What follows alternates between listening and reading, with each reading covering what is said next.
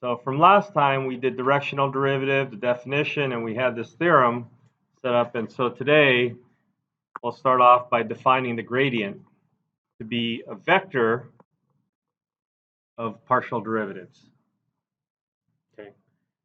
So that way, we can peel apart this directional derivative where we have the fx, fy, and then d1, d2, and then make that look like a dot product of two vectors.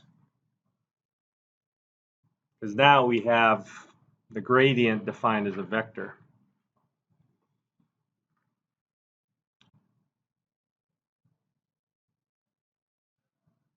Okay.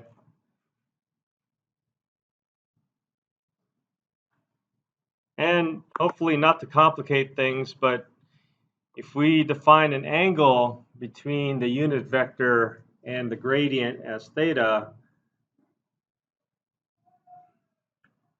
we can express the unit vector as a combination of cosine and sine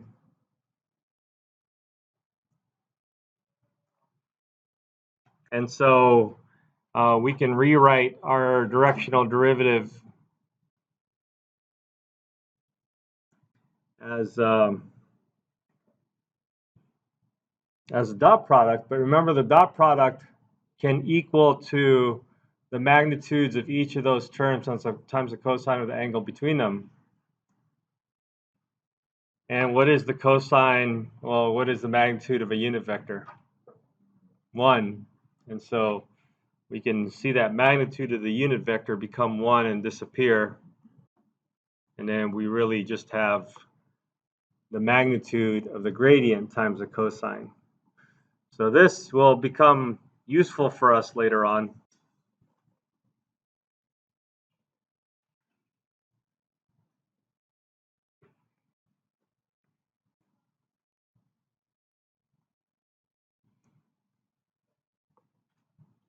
And I think this might not be correct, so let me say that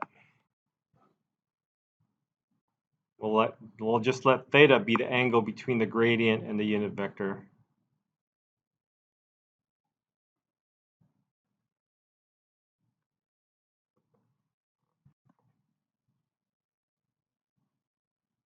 So this piece of information will become useful for us later on when we start doing the proofs of the really interesting properties about the gradient. But for now, we'll do some examples. Yeah.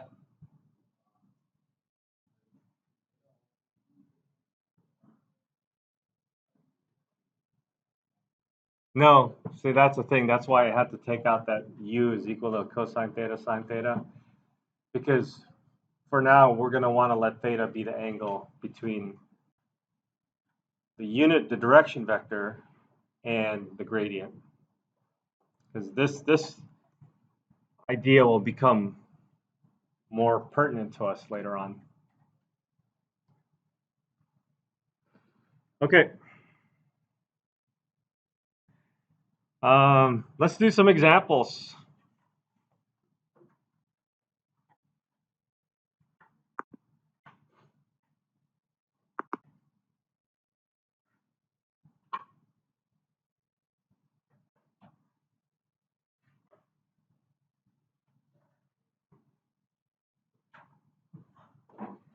I think we had some good examples here.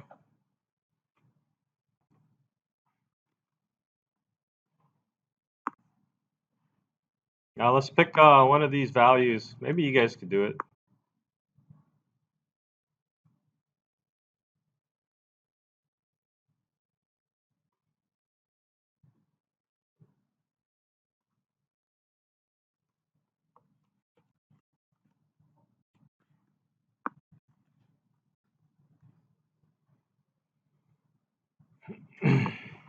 Let's do number what?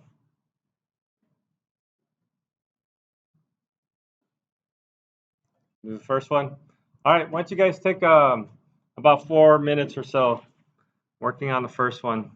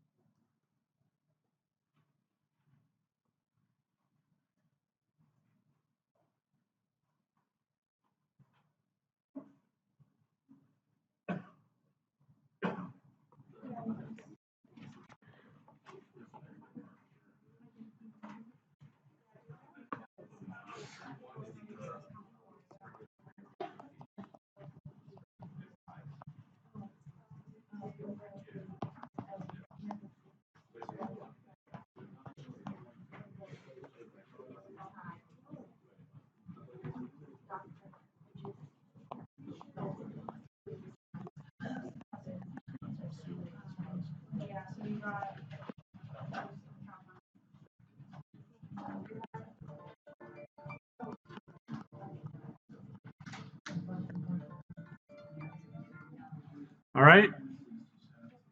So let's see if we got the same answers.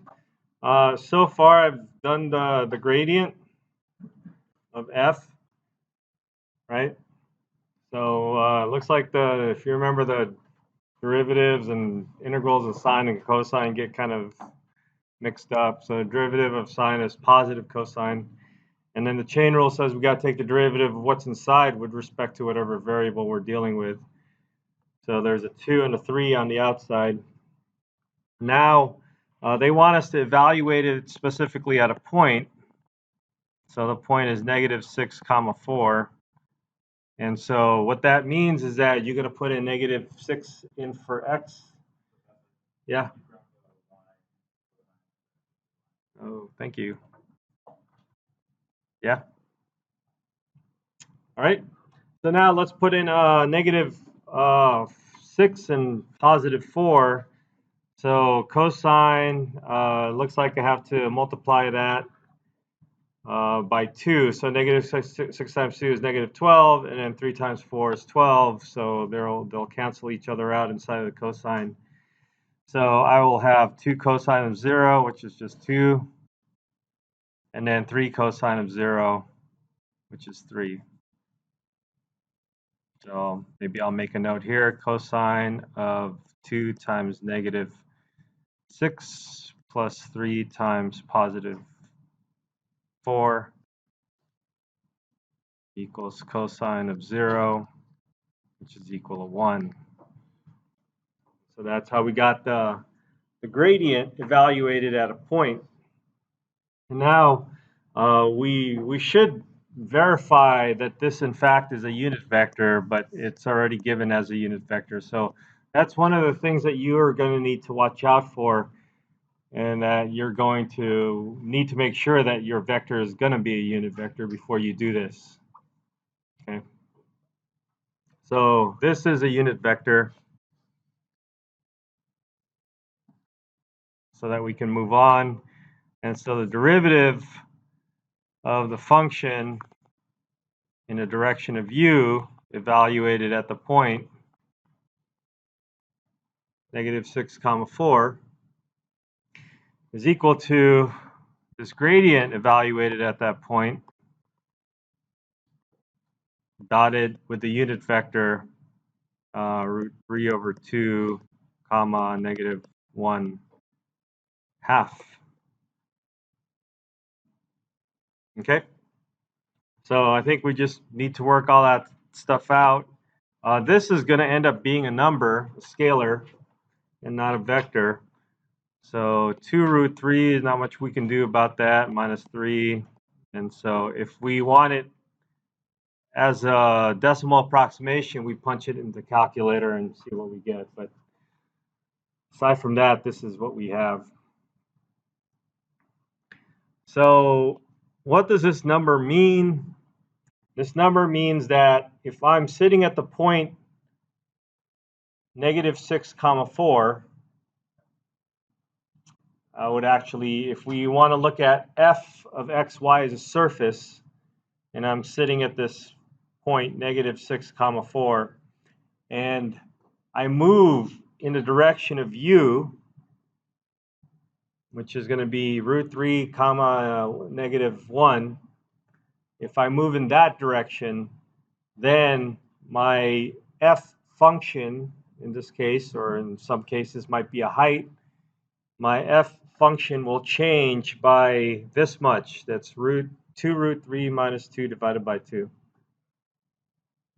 whatever that number is. Okay? Does that idea make sense? We'll see if we can come up with more examples as we go along. Okay. So that means, maybe I can even draw it. So I don't know how this function looks like, but if I'm at this point P, I'm -6, 4 would probably be behind here somewhere else.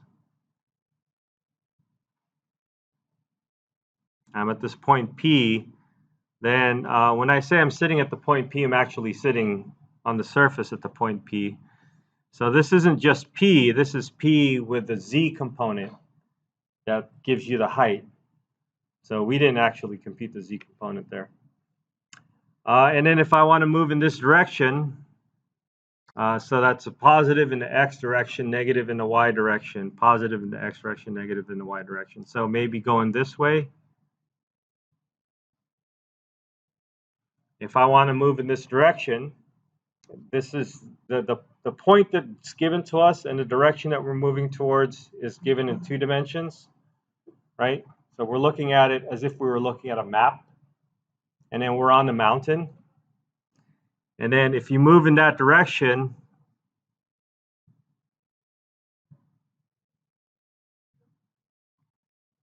then what we're going to do is we're going to feel the increase or decrease in height, or whatever that function is.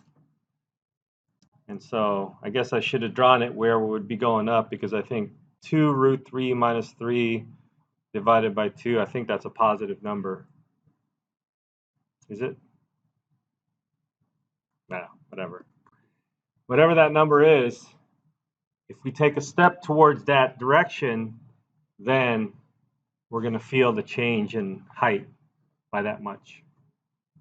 And it's not, you know, I'm just saying height because I'm drawing this as if it was a mountain, but it could be another scenario. Is it positive, negative? Positive. So I should have drawn it going up. Okay.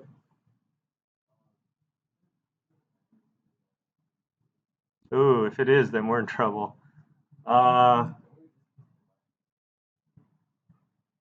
I think they did. They divided by 2.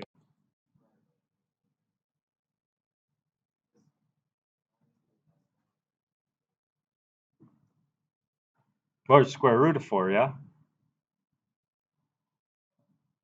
So I think it's right, because I'm looking at it as if they were like outputs of sine and cosine or something, which just falls under the unit circle. All right, so the computation is okay, I hope. And then maybe the application ideas are starting to sink in a little bit. All right, let's try let's do 9 or 10. Which one do you guys want to do? Let's do number 9. So you guys, again, spend about 3 minutes, I'll say 2 minutes, working on your own. I'll set the timer, and then after the timer goes off, set another 2 minutes talking to other people around you. And then hopefully you got this as a background already. So we're going to do number 9 next, which should be pretty easy. Well, if not, then just practice taking a bunch of derivatives. Take derivatives of everything. Walking down the street, see a stop sign, take the derivative of it. Whatever that means, I don't know.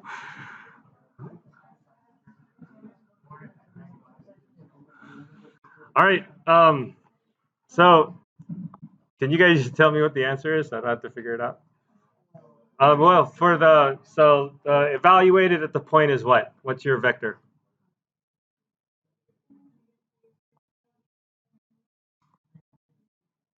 -322. Okay, we got a couple of nods and a couple of people said it out loud, so that's good.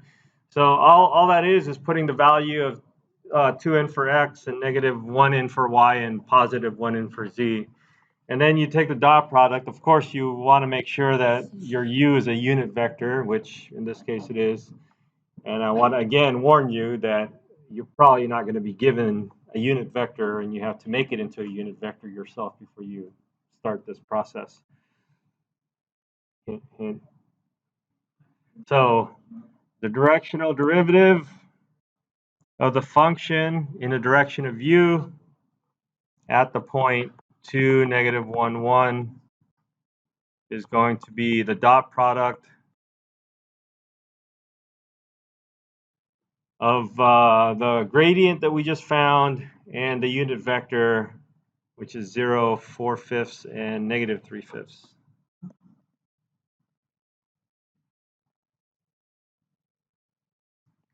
And the 5's are just fractions, so we have 8 minus 6.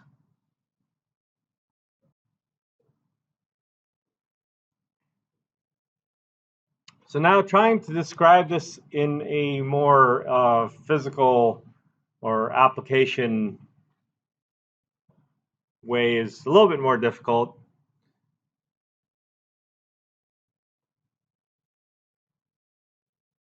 But it's like the flies.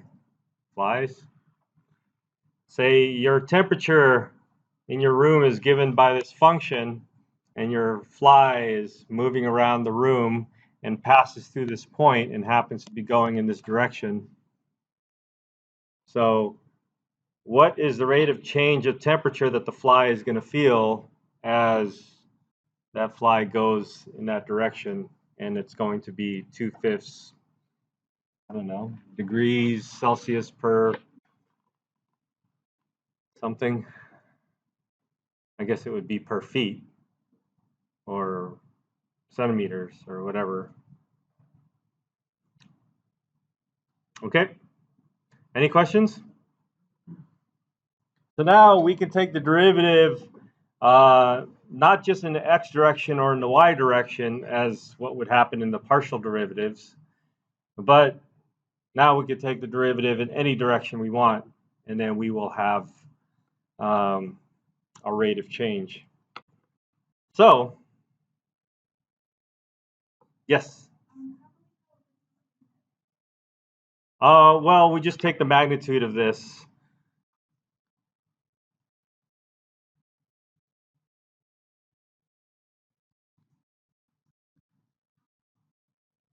And if this is equal to 1, it's a unit vector. If it's not, then you have to make it into a unit vector. Remember how to make something into a unit vector?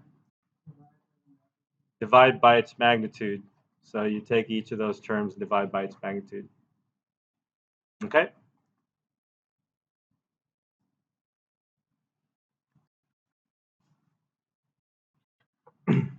All right. Now let's dive into the gradient.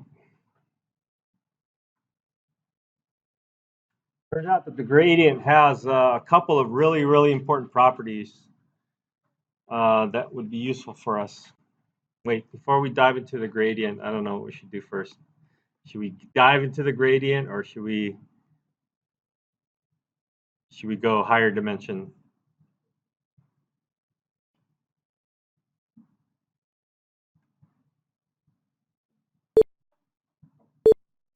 Well, let's just mention what happens in a higher dimension.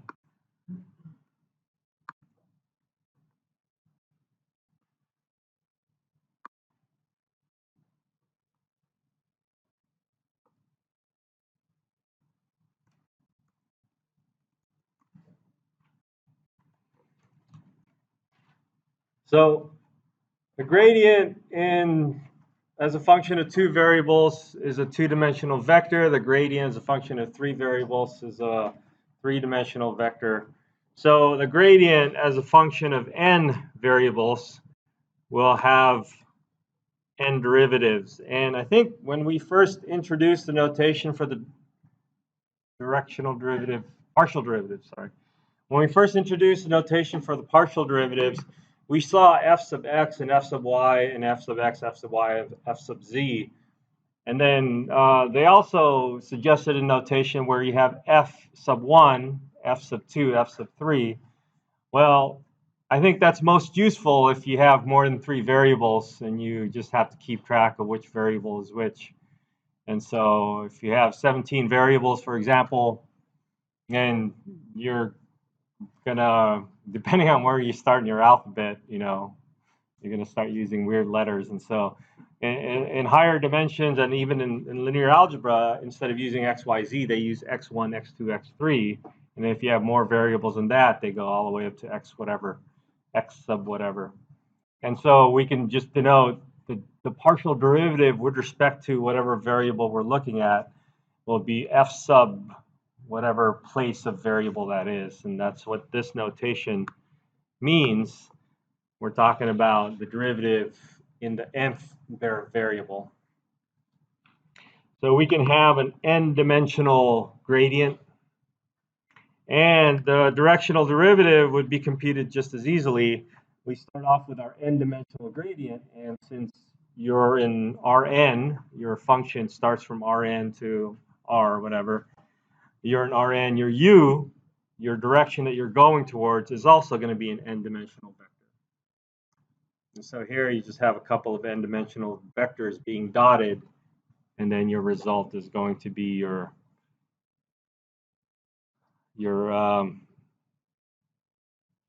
whatever. Oh, directional derivative. Lost my train of thought. Okay. And so we can come up with another scenario here. Remember that bee flying around, or fly, or whatever?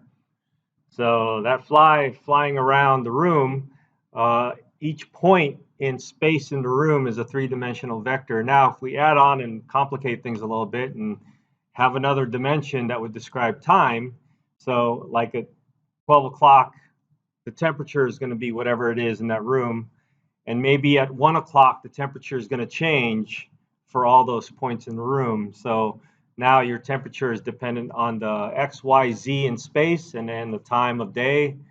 And so now you have a function of 4 variables. And so if that fly is flying around at some point at some time of the day, and then going in a particular direction, and I'm assuming the time is going to move forward, then we could talk about a directional derivative where the direction is going to be the direction of the movement, and then the time direction going in the forward direction. And then finding out what that change of time is, or what the change of temperature is. Okay, so that's just basically it. Now let's talk about some important properties of the gradient. And the first important property is that the gradient is going to be the direction of maximum increase.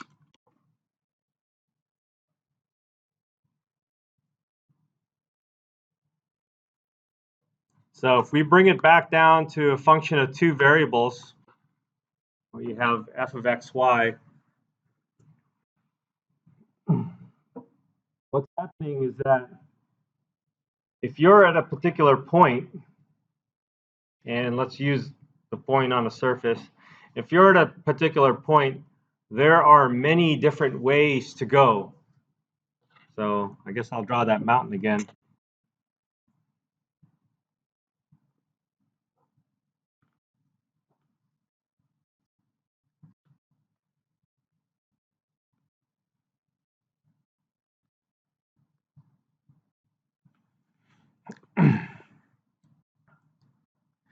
If you're at the side of a hill, right, and then let's say you're using your map. Your map is a 2-dimensional drawing of which direction to go.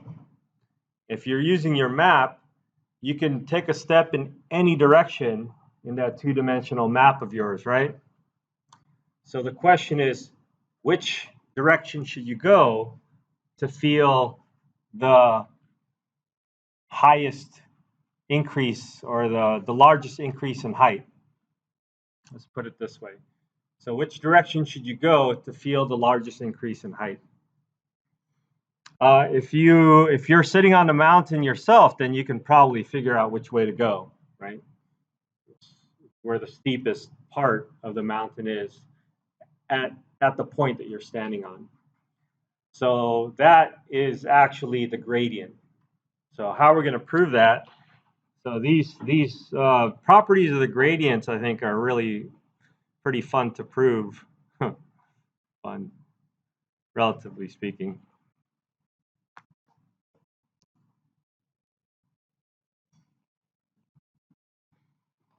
And the proof for this is to write your directional derivative as one of those terms, the dot product terms that we've had.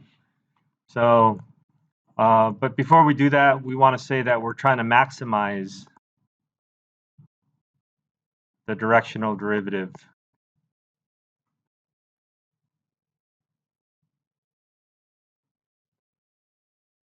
That's our main goal in this proof, because we want to figure out the maximum increase. So we'll start by writing the formula for the directional derivative.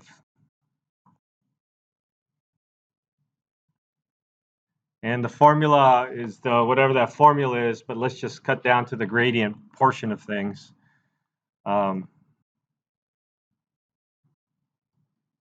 let's just say it's understood that u is a unit vector, and then we're at some fixed point xy or x naught y naught or p or whatever. And so we'll start off with this. And then we also took this to, as a dot product is equal to the product of the scalar product of the magnitudes times the cosine of the angle between them. And we saw that as well.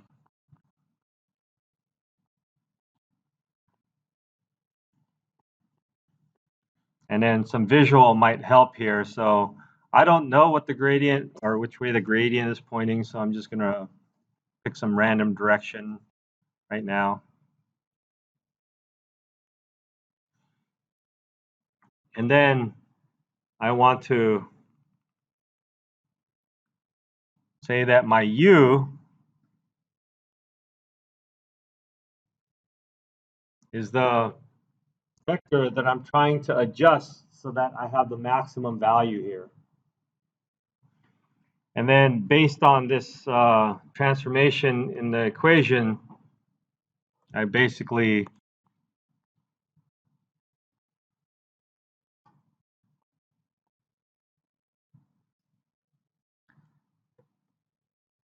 the u vector, itself kind of disappears, and so really the u vector, the direction in which the u vector is going, is dependent on the angle between them.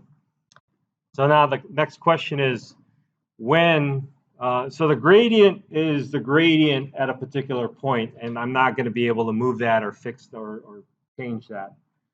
But I am trying to change the u vector, or now in this case, in my equation, I lost the u vector, so now it's just a matter of changing the theta, the angle between the u vector and the gradient. So now the question is, when is this a maximum?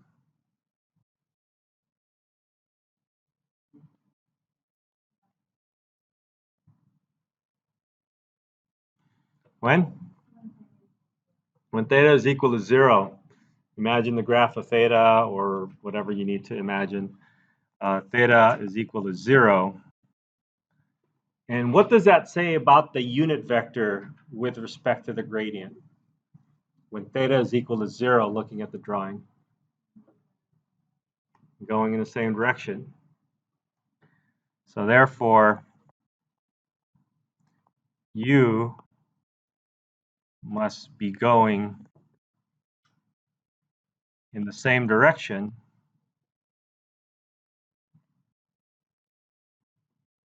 as the gradient.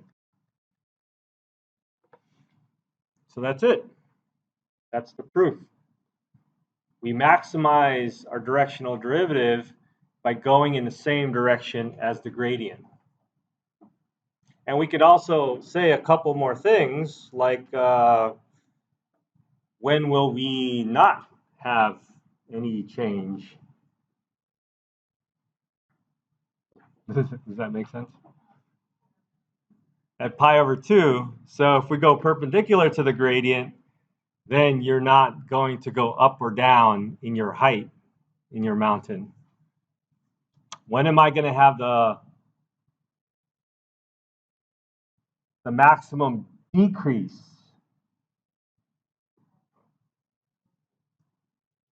You have to go the opposite direction at pi. So that's more important, I think, than having a 0 direction. But so we'll mention that u in the opposite direction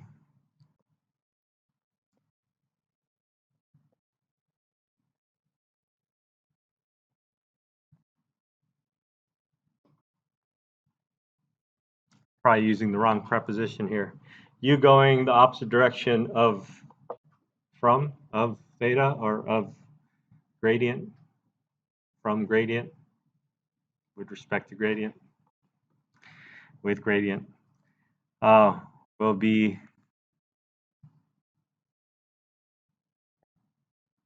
the maximum decrease.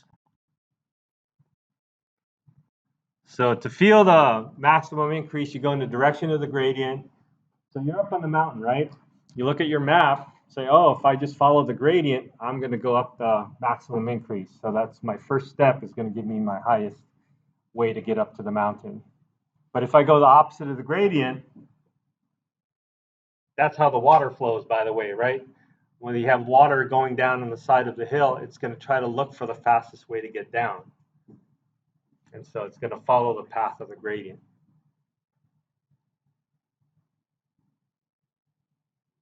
And then if you're on the side of the mountain and you walk perpendicular to the gradient, according to your two-dimensional map, you walk perpendicular to the gradient, you're not going to feel a height change as you take your step.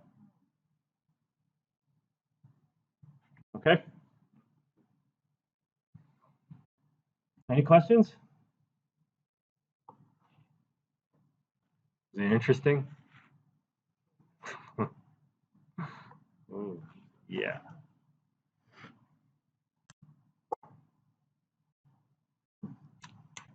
All right. Let's see if we can, there's an interesting problem here.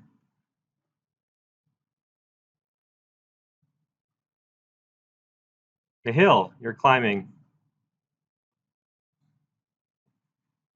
Let's see if we can do this one.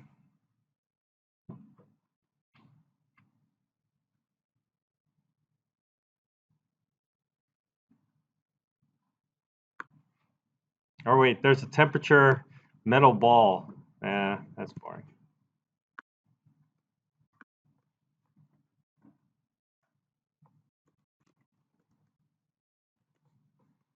All right.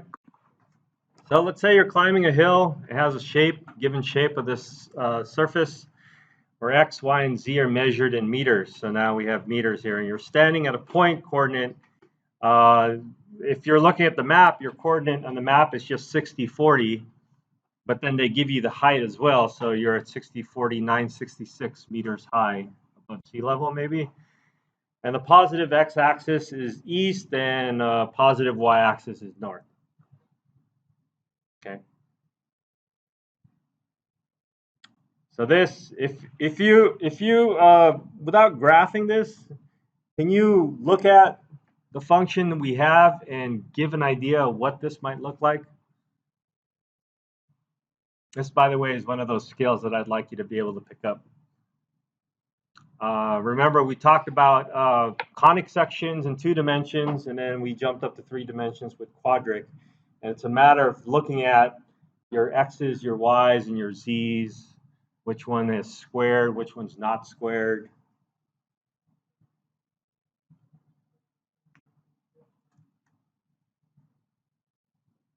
It's what? Yeah. No, I don't think so. Hyperboloid is x squared, x is squared, y is squared, and z is squared. All 3 are squared, and then one of them has a negative sign and the opposite sign in the other. Yeah. Is it a paraboloid? Okay. I think it is, because a paraboloid has an x squared and a y squared, and a z is not squared, or at least one of the variables not squared.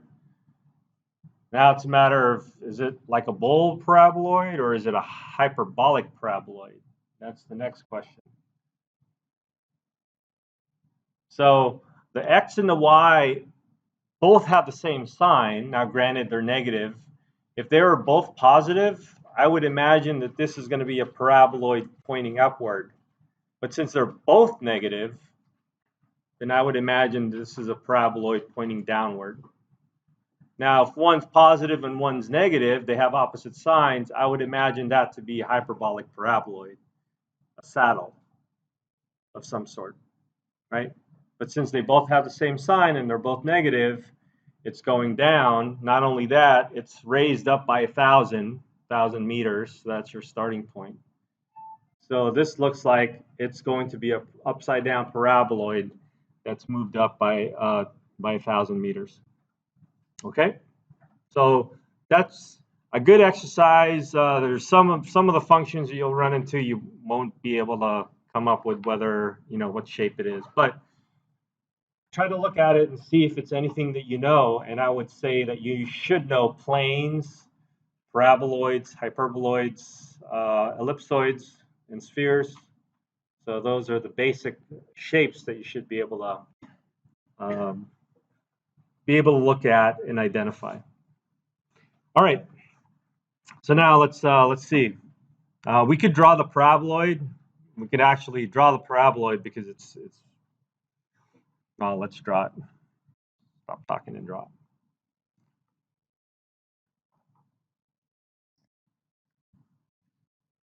Probably not drawing a scale.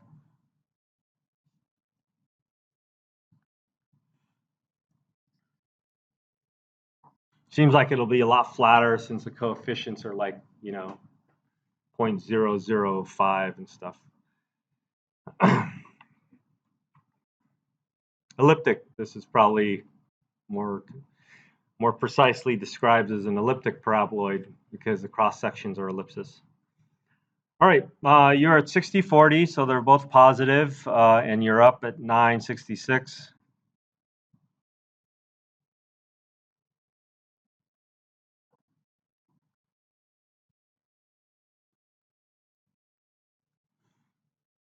So you're at that point, and then this is your x-axis and your y-axis, and your x is east and your y is north. So it might help if you look at the two-dimensional map.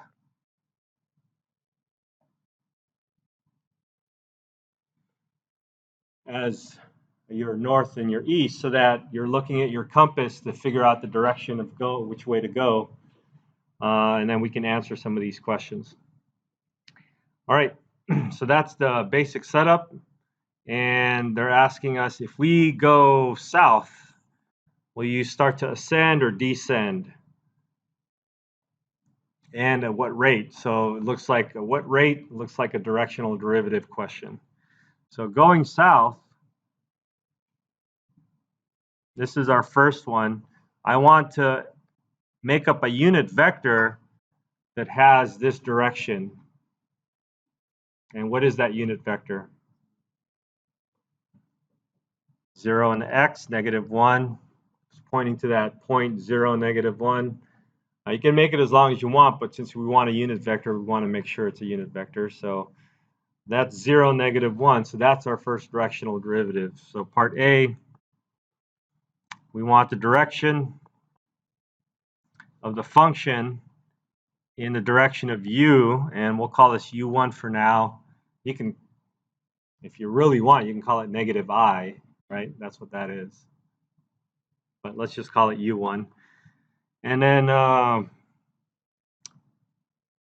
so this is equal to the gradient dotted with that vector.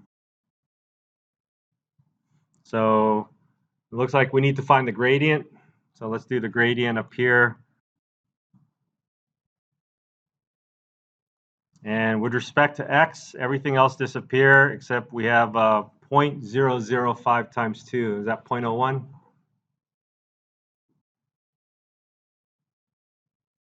And then everything else is gone. And then negative, right? Is it negative? And then in the x direction, in the y direction, your derivative is going to be 0.2 y to the first power. So that's your partials, that's your f, and then I suppose we should figure out what the gradient of f evaluated at 60, 40. And notice I didn't put in the z component because this is a function of x and y, only two variables, and the z just gave us where we are in space. And so this is going to be Let's put 60 in for x. That would be negative 6, negative 0.6, and negative 0.8.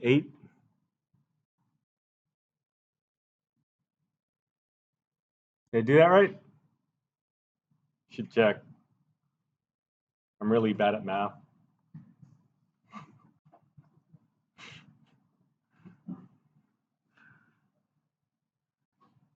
Shouldn't say stuff like that. Right. All right.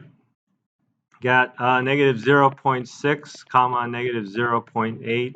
That's the gradient evaluated at 0, negative 1. And then it looks like the 0 is going to go away. Negative, negative is a positive. 0.8 times 1. So 0.8.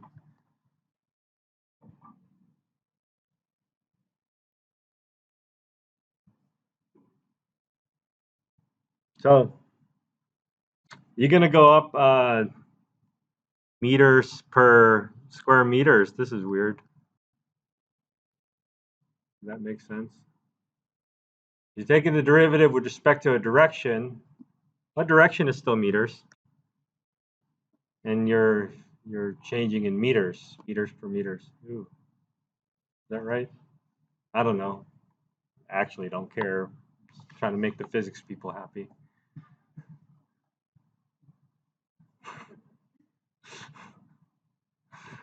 Right, Talia?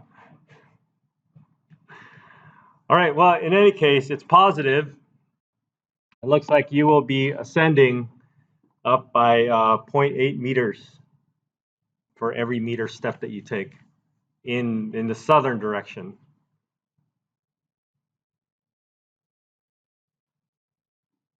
So you take 1 meter step in going south, and then you're going to go up by 0.8 meters. It's like a grade. I've seen go down the Highway 92 going to Half Moon Bay, and then there's a 6% grade. So this is like a gradient. All right. If you walk northwest, will you start ascending or descending? So let's go northwest now. Again, we want to take a look at our two-dimensional map. And going northwest, I'm assuming it's a 45-degree angle between north and west. So between the positive y and the negative x. And if you throw this into a sine and cosine, you'll have the root 2 over 2 business. I mean, you can start off by saying you're going in a negative 1 comma positive 1 direction, but that's not a unit vector. So this would be, I think it's easy to identify negative 1 and positive 1 as the direction you're going to go towards, but you want to make it into a unit vector. So let's make that into a U2 vector, and that's negative 1 over root 2, 1 over root 2. So that's a direction I'm going to go next.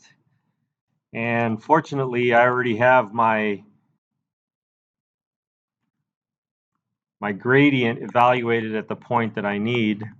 So I just have to set all this stuff up.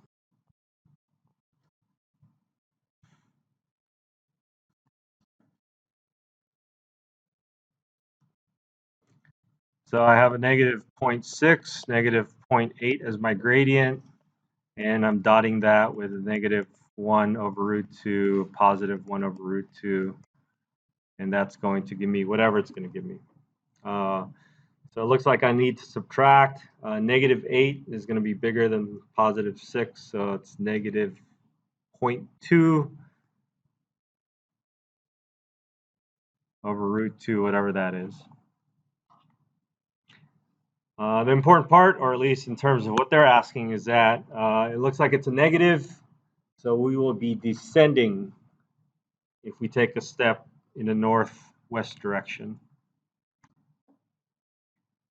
Okay? And then the last one, which direction is the slope the largest? What is the rate of ascent in that direction? What angle above the horizontal does the path begin? Oh, I don't know about that one, but let's at least answer the largest slope question. And we just found out that the maximum increase is the gradient, the direction of the gradient. So max increase in the direction of the gradient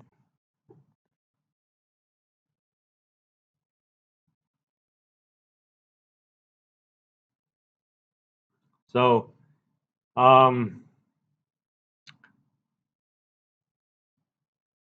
the gradient is going to be, at that point, it's going to be negative 0.6 and negative 0.8,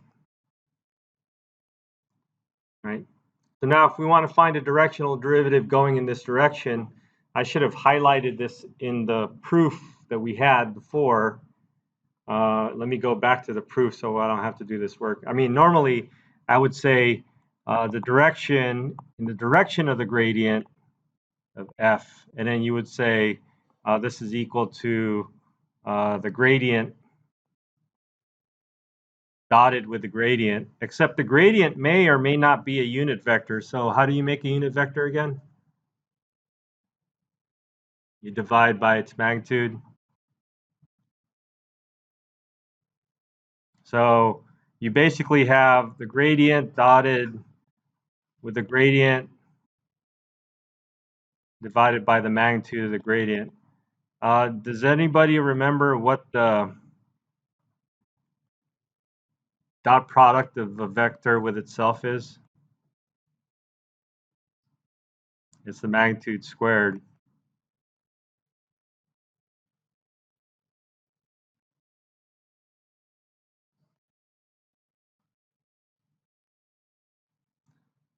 So the direction in the maximum increase is the gradient, but like I said, I didn't highlight this.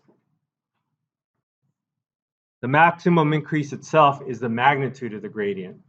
In fact, when this is maximized, this maximized when theta is equal to 0. And what happens when cosine is equal to 0? Or cosine, when theta is equal to 0, what's cosine of 0? 1. And then so all you have left is the magnitude. So your directional derivative is actually equal to the magnitude of the gradient as your largest increase. So that will tell us that if I take the magnitude of the gradient, that's going to be my maximum increase. So according to this, it's the magnitude of negative 0.6 comma negative 0.8. So it's just 0.6 squared plus 0.8 squared, whatever that is going to be the maximum increase. So if you go in the direction of the gradient, they're both negative, except the y is larger, so it's probably slightly leaning down this way. So if you go in this direction, according to your map and your compass, this is the direction that's going to give you the fastest increase towards the top. Yeah. Yeah, if you want the fastest decrease going down, go the opposite way. Okay, so what is the angle above the horizontal? Does the path, the direction begin? So I guess you have to draw something. You guys figure it out.